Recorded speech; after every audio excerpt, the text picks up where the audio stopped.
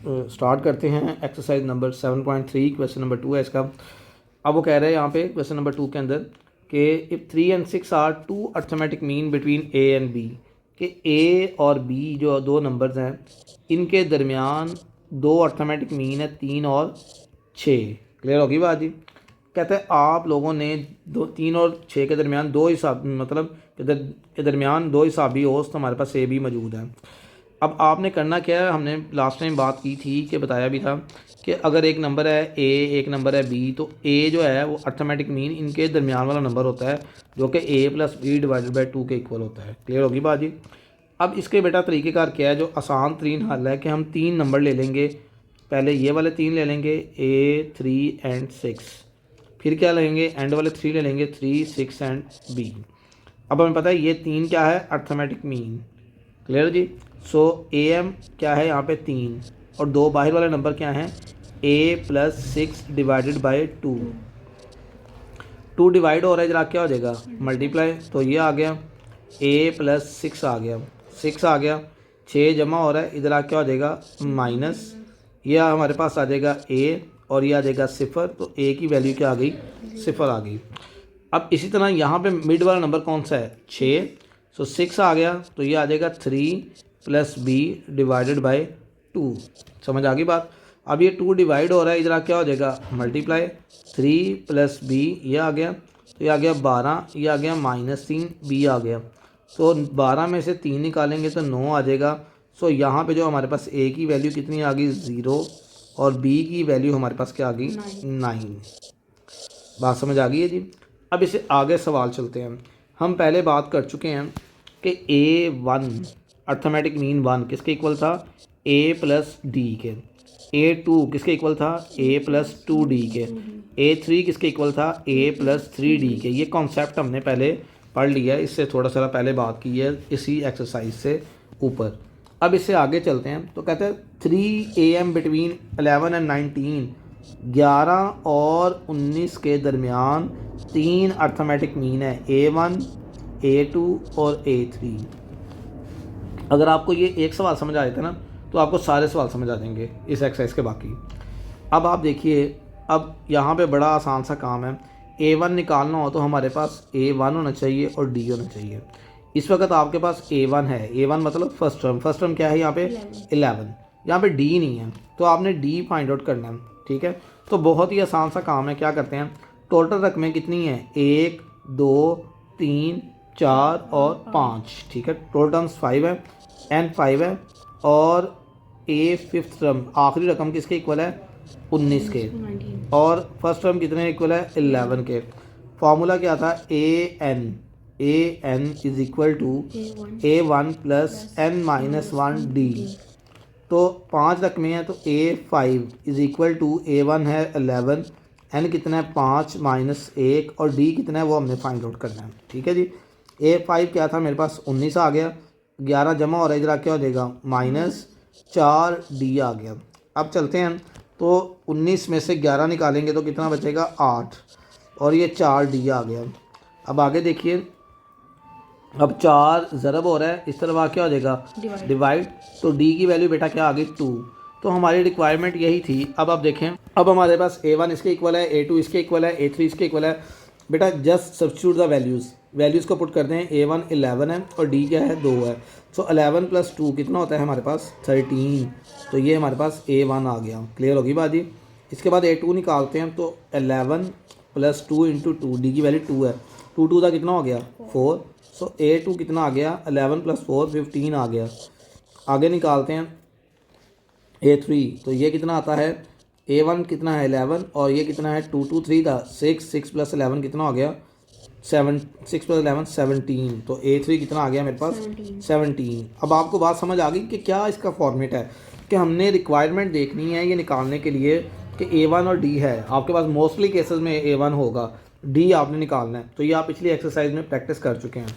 इसके बाद अगले सवाल पे आते हैं। कहते हैं there are 3 AM between 4 square root 2, और इसके दरमियान आपके पास 3 AM है, 3 हिसाबी औसत हैं A1 A2 और A3। बेटा अभी जो सवाल किया है वैसे ही है। A1 आपके पास क्या है स्क्वायर रूट 2, ठीक है, 3 और 2 5, और A फिफ्थ टर्म किसके इक्वल है 6 स्क्वायर रूट 2 के। ठीक है, और n कितनी है 5।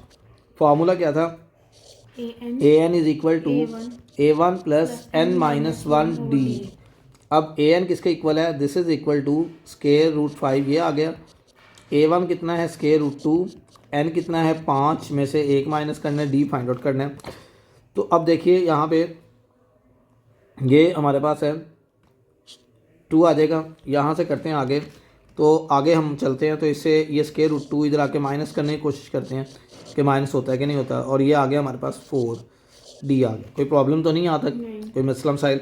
अब आगे चलते हैं, तो थोड़ा सा ज़रा मुश्किल सवाल है। स्केयर रूट 2 कॉमन ले लिया, ये आ गया 6 माइनस 1, ठीक है जी। 6 में से 1 निकालें, कितना आ जाएगा 5, स्केयर रूट 2 आ गया, 4 डी आ गया। 4 ज़रब हो रहा है, इधर आ क्या हो जाएगा डिवाइड, 5 स्केयर रूट 2 ओवर 4 आ गया। ये बात क्लियर हो गई है, कोई इशू तो नहीं है इसमें, यहाँ तक बात समझ आ गई है। अब इससे आगे चलते हैं, डी आ गया। अब हमने फाइंड आउट करना है ए वन। ए वन हम जानते हैं किसके इक्वल होता है, A one is equal to A one plus D. What is our A one, this is square root 2, what is our D, 5 into square root 2 over 4। Clear होगी बात जी। LCM लेंगे, इसके नीचे 1 है तो ये 4 इधर आके हो जाएगा मल्टीप्लाई, ठीक है। तो अब आप देखो, जब इधर आके मल्टीप्लाई हो जाएगा तो ये क्या बन जाएगा, 4 1 दा 4, ये आ गया 5 स्केयर रूट 2 ओवर 4, ये आ गया। अब यहाँ से क्या आएगा, स्केयर रूट 2 कॉमन ले लें, अंदर क्या बचेगा 4 प्लस 5 ओवर 4, ये आ गया। तो ये 4 आ गया, ये 9 आ गया, 9 स्केयर रूट 2 ओवर 4 आ गया। This is our A one. Clear जी। आगे हैं, तो आगे हमारे पास है यहाँ पे इसी सिमत में A2 निकालना है। A2 क्या होगा, A1 प्लस 2D। क्लियर जी।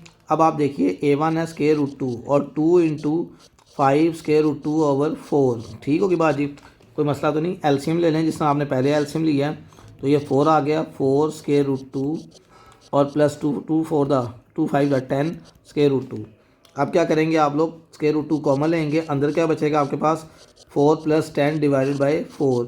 सो 4 प्लस 10 कितना हो गया 14 डिवाइडेड बाई 4, तो ये कितना आएगा 7 ओवर 2 आ गया, और ये आ जाएगा square root 2 1 over 2 square root 2। Clear होगी बात जी। ये हमारे पास ये आ गया A2। इसी तरह हम A3 फाइंड आउट करते हैं। इसी यहाँ पे ही देख लीजिए, A3 फाइंड आउट करने के लिए हम क्या करते हैं, A1 प्लस 3D। अब A1 कितना है स्केयर रूट 2 और 3 इंटू 5 स्केयर रूट 2 ओवर 4 आ गया। अब यहाँ पे देखिए एलसीएम ले लेते हैं, 4 आ जाएगा, स्केयर रूट 2 भी कॉमन ले लेता हूँ डायरेक्ट ही, तो 4 प्लस 3 5 दा 15, तो कितना बनेगा ये 19 ओवर 4 स्केयर रूट 2। यही हमारे पास A1 A2 और A3 हैं। क्लियर होगी बात जी, समझ आ गई है।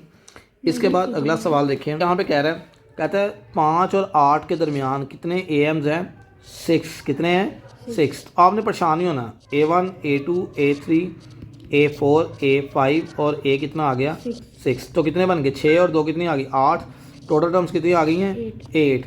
A1 कितना है 5 और A8 किसके इक्वल है, वो 8 के इक्वल है। ठीक होगी बात जी, समझ आ गई है। अब देखिए AN इज इक्वल टू क्या था, A1 plus N minus 1D ये था। सो AN कितना है, वो है 8, A1 कितना है 5, N कितना है 8 में से 1 निकालना है और D निकालना है हमने। 8 में से 5 निकालें 7D आ गया, 8 में से 5 निकालेंगे तो कितना रहेगा 3, और ये 7 ज़रब हो रहा है, इधर क्या हो जाएगा डिवाइड। सो D आपके पास आ गया 3/7। आपने फ्रैक्शन को ख़त्म नहीं करना कि आप जल्दबाजी के अंदर फ्रैक्शन को पॉइंट्स में ले जाएं, वरना आपके आंसर्स गलत हो जाएंगे। अब आप देखिए A1 फाइंड आउट करते हैं। A1 देखो, अब A1 क्या है मेरे पास, देखिए A1 आता है A1 plus D। So what is my A1, A1 मेरे पास क्या है, A1 मेरे पास आएगा जी, जिसको कहते हैं A1 है हमारे पास 5 और D क्या है मेरे पास 3/7। क्लियर जी। एलसीएम ले लेते हैं, तो ये कितना आएगा 7 35 प्लस 3, तो ये बन गया हमारे पास 38/7। क्लियर होगी बात जी। आपने फ्रैक्शन को ख़त्म नहीं करना, मैं बार बार ये बात समझाना चाह रहा हूँ कि फ्रैक्शन आपने नहीं रूल आउट करनी। ये आ गया। इसके बाद A2 निकालते हैं। अब A2 निकालना है। A2 आप देखो A1 प्लस 2D, बेटा बड़ा आसान सा काम है, 5 × 2 × 3/7। आपको आपने जनरल वही काम करना है जो ऊपर किया हुआ है। आपको पता है 35 बनेगा, और ये कितना 3 2 6, तो कितना बनता है 41/7। क्लियर होगी बात जी। A2 कितना बन गया 41/7। 7। क्लियर होगी बात जी। इसके बाद आगे चलते हैं, आगे है A3 कैसे निकालते हैं, A1 प्लस 3D। आपको मालूम है ये कितना है 5 और 3 और ये भी 3/7। तो ये जब आप एलसीएम लोगे तो क्या आएगा 35 प्लस 9। तो ये कितना बनता है 35 में 9 ऐड करें 44/7। A4 फाइंड आउट करते हैं, A4 क्या निकलेगा A1 प्लस 4D। सो A1 कितना है 5 और ये कितना आएगा 4 इंटू 3/7। एलसीएम कितना बनेगा 7। 35 और 3 4 द 12। मतलब हर दफ़ा आपने सिर्फ और सिर्फ यही ऐड करते रहना 47/7। इसके बाद आगे चलते हैं, तो आगे हमारे पास है A5 फाइंड आउट करना है। A5 के लिए A1 प्लस 5D। देखिए आप सिंपली तौर पे मल्टीप्लाई कर सकते हैं 5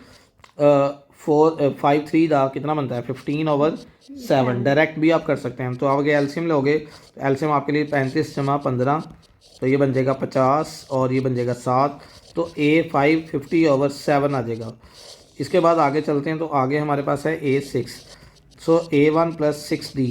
सो A1 कितना है 5 6 5 दा 6 3 दा 18/7। क्लियर होगी बात जी, क्योंकि 3/7 था। एलसीएम लेंगे 7 आ जाएगा 35 प्लस 18। 35 में 18 ऐड करेंगे 53/7। A6 आ गया। ये आपके पास arithmetic mean A1 A2 A3 A4 A5 A6 आ गए।